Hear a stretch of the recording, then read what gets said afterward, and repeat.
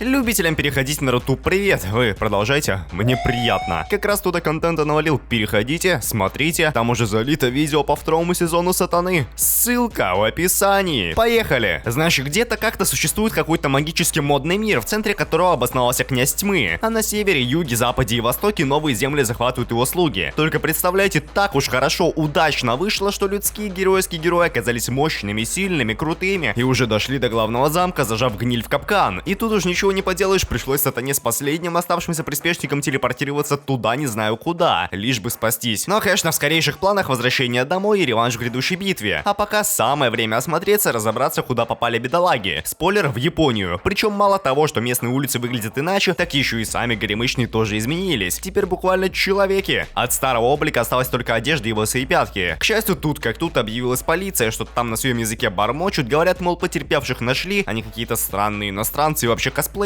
Короче говоря, автозак, участок, следствия. Благо, не все силы потеряны с перемещения в пространстве. Какие-то колдунства еще остались, значит, можно и гипнозом воспользоваться, и об условностях мира узнать, и язык выучить, и денег одолжить, и наконец пойти получать банально документы на какое-нибудь модное человеческое имя, чтобы банковский счет открыть, жилье снять, а там, глядишь, и на работу устроиться. Обязанности распределены просто и понятно. Садао Мао, который горемычник, который князь тьмы, будет работать, чтобы было чем заправлять требующий топлива организм, а подчиненный Нашира Аши пойдет читать, изучать книжки, науки, математику, дабы разобраться, как вернуть демоническую мощь. Из важного, где-то между поездками с работы и обратно, ГГ успел поделиться с несчастной прохожей Зонтом. Из еще более важного, в фастфуде сломалась печка, которую, благо, не пришлось чинить последними сбереженными остатками чар. Не благо, попытки воспользоваться колдунствами заметила та самая прохожая, которая, представляете, никто иная, как геройский герой-спаситель из магического мира. Зовут, если что, Юми Юса. И прибыла она в обычный мир аккурат за владыкой тьмы. Соответственно, тоже растеряла силы, но ничего, не стоит печалиться, ножик с барахолки есть, а значит и фатальное деление можно успешно. Ладно, вру, ничего нельзя, неудачники оказались в полиции, где их приняли за повздоривших супругов. По итогу пришлось тихо, мирно разойтись. Но это не значит, что горемычная бросит попытки разузнать, понять, чем именно злодейским Сатана занимается. Потому что каждый день после работы придется следить и еще раз следить. А там, где-то между делом, можно и в гости заглянуть, и лишний раз на жизнь пожаловаться, и самих несчастных в слабости упрекнуть. Ну и пусть. Так или иначе, рано или поздно, Мао вернет силы, и тогда, вот тогда, да, удачи. Что до работы, так представляете, у одной только коллеги Чиха от вчерашнего землетрясения пострадал весь дом. Но это еще не самое скверное. На обратном пути, понимаете, опять нарисовалась Юса. Говорит, мол, следила, внимательно смотрела и поняла, в новом мире князь тьмы стал обычным лохом. Вполне положительно сосуществующим с прочими человеками. Трудится прилежно, всем помогает, никому зла не желает. Проще говоря, раз такое дело, ГГ стоит остаться здесь и забыть про амбиции. Тогда никто никого не тронет и всем будет хорошо. Нет, не будет. От своих планов Садао отказываться не собирается и вообще, какое право кто-то имеет говорить, как жить самому князю князей? Вот именно, никакое. Зато неизвестно, откуда взявшихся выстрелов зачарованными пулями никто не отменял. Потому разговоры можно отложить, ведь сейчас нужно бежать как можно дальше и куда можно быстрее. Но оторвавшись от преследователя, можно попрощаться. До свидания. И снова здравствуйте. Тут дело такое, понимаете, Эми по пути дороги обронила кошелек, и ей теперь никак не добраться до дома. Обидно, досадно, ладно. Придется приютить бедолагу на одну ночь, все-таки демонюгам тоже не сладко пришлось. Они, как никто другой, понимают, каково оно остаться в незнакомом месте без друзей, товарищей и помощи. Из клиффхенгеров СМС в телефоне о том, что то самое землетрясение было не последним. Очевидно, отправитель и недавний стрелок как-то связаны. И снова, во-первых, Чиха зовет Мао на свидание, чтобы между делом еще и про землетрясение поговорить. Во-вторых, в службу поддержки к Эми поступил подозрительный звонок. По тону, интонации общения явно от какого-то демона, причем недружественно настроенного. Говорит, мол, нужно ходить и оглядываться. В-третьих, собственно, то самое свидание, для которого горемычному даже купили новый пиджак на последние сбережения. А чтобы все прям точно прошло гладко, Широ так вообще решил проследить за происходящим. Жаль, появления Юсы точно никто не ждал. Между тем, сам диалог вот о чем. Оказывается, Чиха совсем недавно разговаривала с каким-то голосом на абсолютно другом языке. Правда, несмотря на незнакомые звуки, бедолага все равно все понимала. Ну и как раз после того случая начались землетрясения, а еще, как бы сказать, молодая неровно дышит ГГ. Но стойте, подождите, остановитесь. Эми подобного не потерпит и вообще нельзя, так нельзя, потому что горемычный гниль воплоти, и связываться с ним себе дороже, в убыток того совсем не стоит. Ну, Чиха так и поняла, бывшая до сих пор теплит какие-то чувственные чувства к Садао и хочет убрать конкурентку. Впрочем, сейчас уже говорить некогда, ни о чем. Представляете, опять началось землетрясение. Причем теперь не только бутылки с полок попадали, а еще и бетон с потолка свалился. Теперь остается только успокоиться, собраться с духом и успокоить, усыпить обычную человеку, ведь ее это точно никак не касается. И тут вдруг кто бы мог подумать, князь тьмы, оказывается, вернул себе прежний облик. И уже обратно превратиться никак не может, потому нужно хотя бы использовать вернувшиеся силы для спасения всех пострадавших. Ну типа поняли, нет, злой злодей решил спасти простых людей. Юса вот тоже поняла и даже опять отложила желание заняться вычислениями. А теперь флешбэк. Значит, тогда, когда трава в магическом мире была зеленая, еще ребенка геройская героиня радовалась жизни, пекла отцу бублики и вообще хорошо проводила время. Как в один ненастный день пришли известия из других концов света о том, как маршал Люцифер делит все налево и напрямо. А после, через пару дней, к дому Горемычной прибыли святоши, причем не спасать кого-то, а забрать ребенку с собой. Она, оказывается, родилась от человека и ангела, и вот только таким детям под силу владеть святым клинком, колдунствами и, соответственно, делить всяких демонюк. Но судьба и судьба, пришлось отправляться на тренировки. Только, к несчастью, через пару дней отец скис, и дальше уже, знаете, закрутилось, завертелись фатальные нарезки везде и всюду. Зато сейчас всех спасли, показания отдали и даже узнали, что Чиха не случайно попала в эпицентр бед. Ведь как раз ее отец работает в полиции и был еще тогда в первый день заколдован сатаной. Но...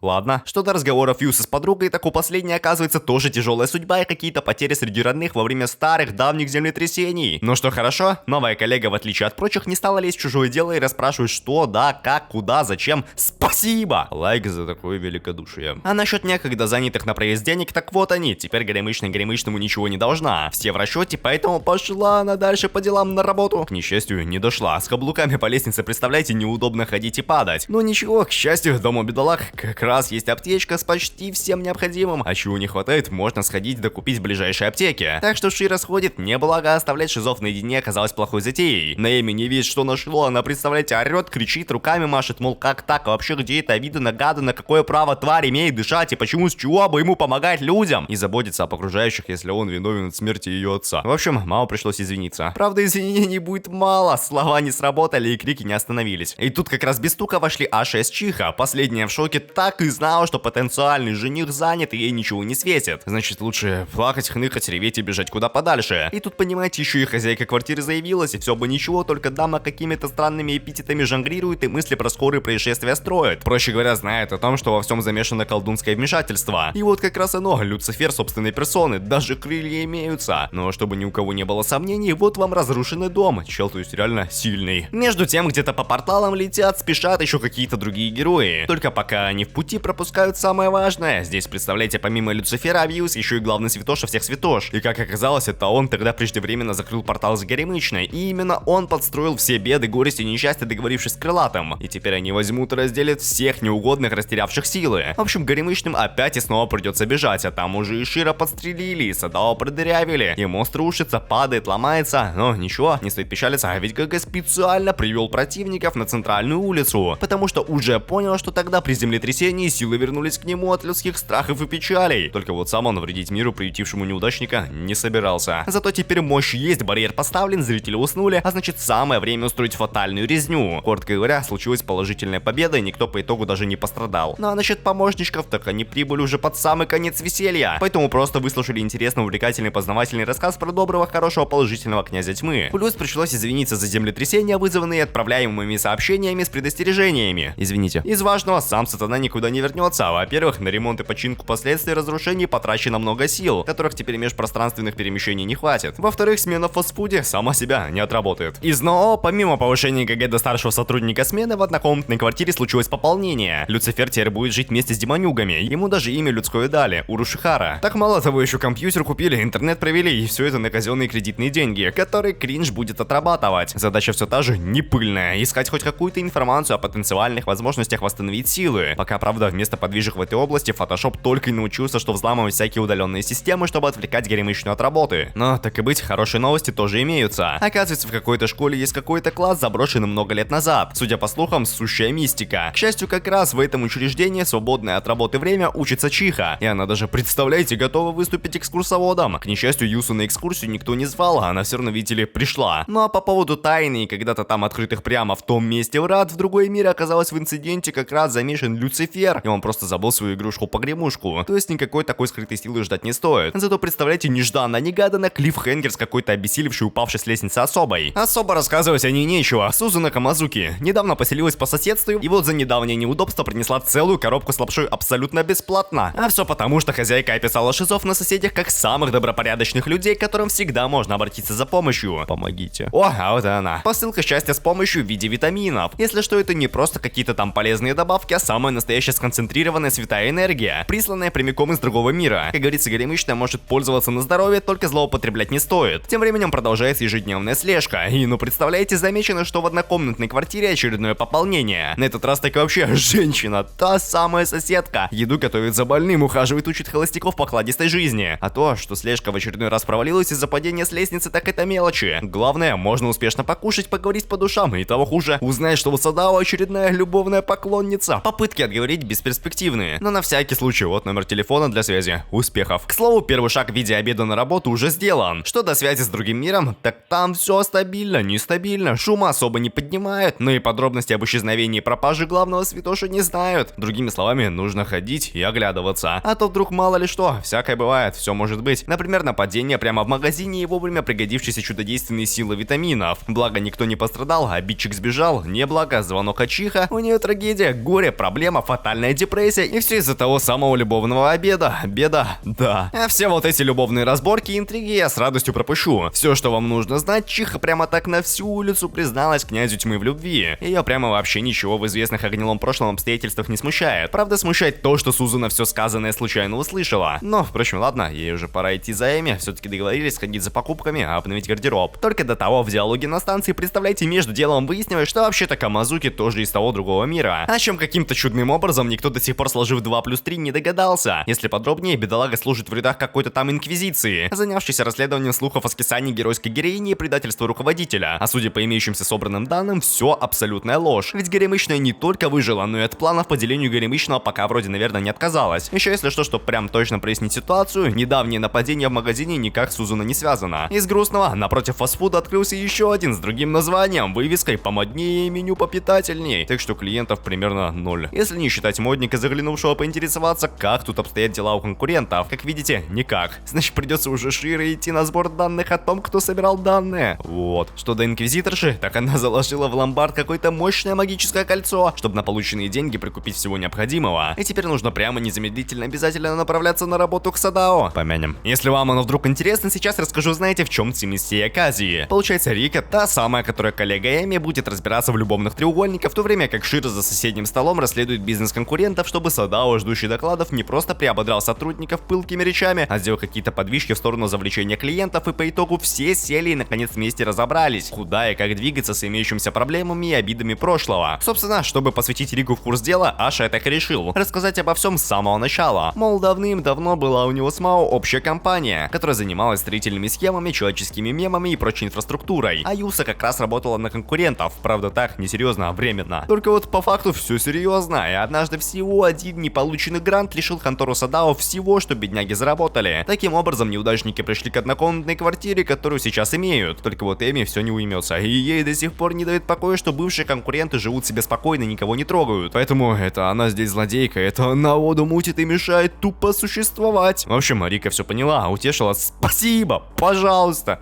Не стоит волноваться, все будет хорошо. И действительно будет. ГГ уже все продумал, придумал и заказал необходимые приготовления. Теперь для привлечения посетителей прямо перед входом стоит нарядный праздничный бамбук с купонами и возможностью оставить пожелания. А, ну еще так, по мелочи. Пришлось использовать немного колдунства для пущего эффекта. Между тем, у фастфуда филиале ожидается наплыв клиентов. И все из-за открывшегося там неподалеку парка развлечений, где есть всякие зоопарки, аттракционы, ну и что еще лучше, дом с привидениями. А значит, Мао не только заработает деньги, поехав на 3-ю смену, а еще и подкопит колдунских чар от испытываемых рядом непозитивных чувств людей. К несчастью, гнилые планы услышала и Сузуна. И теперь она собирается позвать Эми на очередную слежку. Только чтобы вы знали, горемычная уже пригласила Чиха, причем в то же место. Потому дамы пойдут втроем. И что вы думали? День прошел отлично, успешно, удачно, даже с неплановым пляжным эпизодом. Только есть один нюанс, выгнавший всех из бассейна. Крокодилы сбежали из вольеров. Но не стоит волноваться, не надо печалиться, все скопленные силы Мао потратил, чтобы отправить земноводных обратно в клетки. То есть поняли? Не поняли? Ну, понимаете, получается,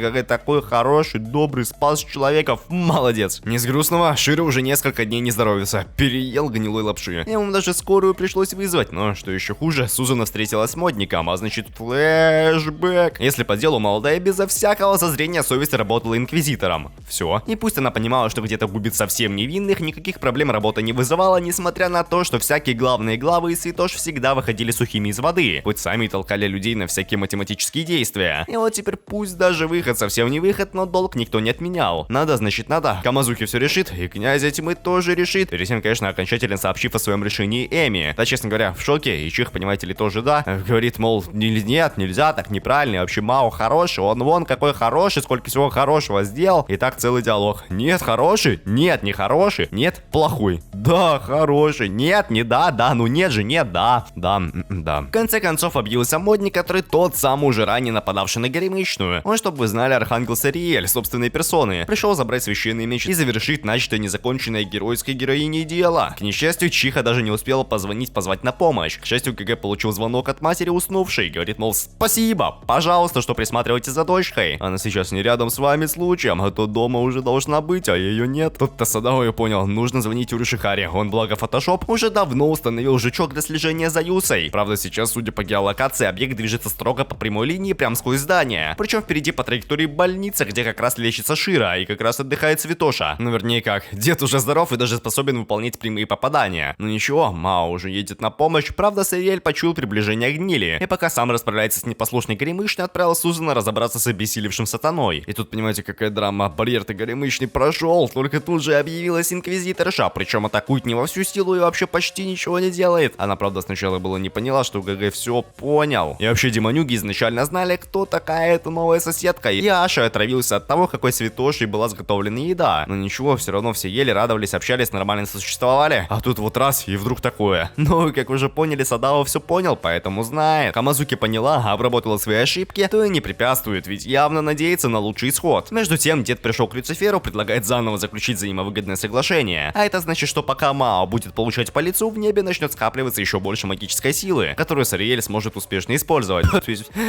простите, деда обвили вокруг пальца, и вся сила предназначалась для князя тьмы. Так что осталось окончательно всех спасти и провести пару-тройку десятков сотен тысяч ударов по гнилому архангелу. Ну и потом еще можно все отполировать демоническим делительным клинком. Что до выздоровевшего Шира, так он, как обычно, опоздал, пришел в самый последний момент, когда уже все закончилось. Зря летал за мантией, получается. Еще получается все, конец аниме, сатана возвращается в родной мир. Ладно, простите, извините, это всего лишь сон Чиха. На практике все силы опять были потрачены на восстановление разрушенного города и отправку Сариэля обратно в другой мир. Но не стоит печалиться, работу никто не отменял, пусть за вчерашний резкий уход и полагается выговор. Хотя постойте, подождите, фастфуд пришла Сузана, спешит, хочет все объяснить. Дело, понимаете, в том, что за дамами было дело, увязался какой-то подозрительный тип. Вот и пришлось позвать Садао на помощь. Кстати, вот он, тот самый тип. Вывалился из холодильника. К счастью, у директора заведения с незваным ухажером разговор короткий. Пора вызвать дур. Или еще лучше, анекдот. Однажды некий Геродот спросил Пифагора, сколько углов у треугольника? 3, ответил математик. Сколько, говоришь? 3, повторил Пифагор. Сколько? Не услышал. 3! Что, не понял, сколько? 3! Так на штанах Пифагора появилась дырка. А насчет отрицательных сновидений, так это все дурные мысли. На самом деле никаких проблем нет, разве что Шира попросил отпуск. Но тоже ничего плохого не подумайте, ни в какие родные демонические края он возвращаться не собирается. На самом деле ему лишнее время и ГГ еще одна подработка нужны для того, чтобы покрыть расходы на приобретенные фотошопом маячки. Ну, те самые, по которым удалось следить и спасти потерпевших. Правда, что-то где-то в показаниях не сходится, потому что Эми точно видела, как в квартиру доставили кучу каких-то коробок. Нужно одним словом разобраться. Если коротко, Урушихара не при делах, его обманули, а вообще он не виноват. Хотел что-то продать, а в итоге попал на мошенников и что-то купил. Причем на линии отвечают, мол, никакой заказ вернуть нельзя, товар невозвратный, и доказать, что он не эксплуатировался, никак нельзя. В общем, придется ехать в контору, решать вопрос очно. А там, что вы думали, Аши, он и знать не знал, что устроился работать на такую гниль, которая разводит честных фотошопах в интернетах. Сам владелец разводов никаких никто не знает, все решено, подписано и вообще нужно читать мелкий шрифт, или если что-то не устраивает, разбираться в суде. Благо до того дела не дошло, в кои-то веки Юса тоже помогла по правовому вопросу, не зря работает в техподдержке. Вспомнила о дополнительных правилах, условиях при покупках, совершенных несовершеннолетними, категорию которых по местным документам как раз попадает Урушихара. Итого деньги вернули, кредиты оплатили, лайки поставили, комментарии написали, на Рутуб перешли, потому что там, представляете, уже есть второй сезон. Хотя что представлять, если можно просто посмотреть, и даже ничего представлять не придется. Ссылка в описании. Пока.